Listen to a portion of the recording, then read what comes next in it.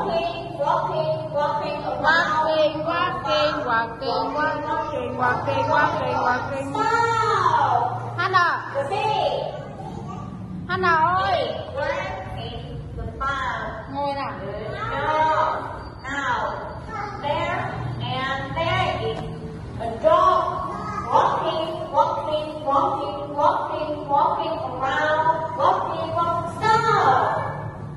Where is the farm?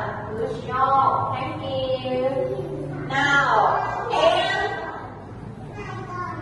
the duck walking, walking, walking, walking, walking. Stop. It goes to swimming on the